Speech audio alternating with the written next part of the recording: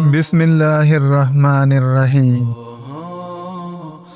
خدا کی قدرت کا اندازہ صرف طوفان سے نہیں بلکہ ہوا کے جھونکے سے بھی لگایا جا سکتا ہے۔ نہ صرف جاہل احمق ہیں بلکہ وہ پڑھے لکھے بھی احمق ہیں جو علم کا صحیح استعمال نہیں جانتے۔ چاہے دیر ہو جائے لیکن کچھ کر دکھاؤ، کیونکہ وقت کے ساتھ ساتھ لوگ خیرات کی بجائے سٹیٹس مانگنے لگتے ہیں۔ ثواب کی نیت سے نیکی کرنے والا سوداگر ہے اور جہنم کی خوف سے عمل کرنے والا غلام۔ تعلیم دو طرح کی ہوتی ہے، ایک ہمیں کمانا سکھاتی ہے اور دوسری ہمیں جینا سکھاتی ہے۔ نفرت کو نفرت سے کبھی نہیں مٹایا جا سکتا، صرف محبت ہی نفرت کو ختم کر سکتی ہے۔ اگر احمق اپنی زبان پر قابو رکھے تو وہ عقل مندوں میں شمار ہو جائے گا۔ کانٹوں سے بھری شاہ کتنی سایہ دار اور تکلیف دہ ہوتی ہے، لیکن پھول اس میں خوبصورتی لاتا ہے۔ غریب آدمی کا گھر کتنا ویران ہی کیوں نہ ہو، عورت اسے جنت بنا دیتی ہے۔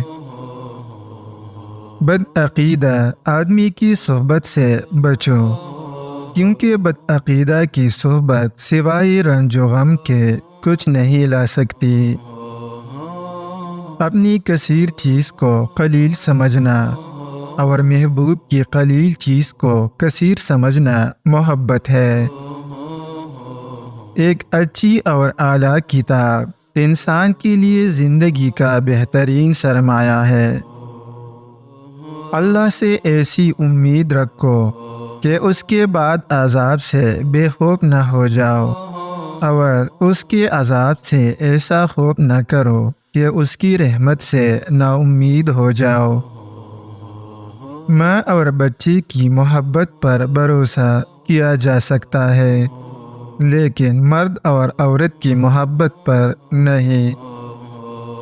برے لوگوں سے پناہ مانگتے رہو، اور جو لوگ اچھے ہیں ان سے ڈرتے رہو۔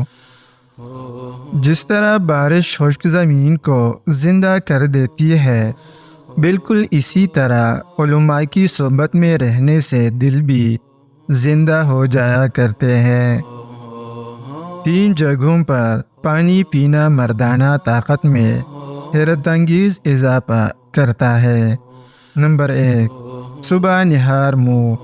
نمبر 2، جب پیاس نہ لگی ہو۔ نمبر 3، روٹی کھانے کے درمیان۔ علم ایک ایسا پودا ہے جسے دل و دماغ کے سرزمین میں لگانے سے عقل کے پھول لگتے ہیں۔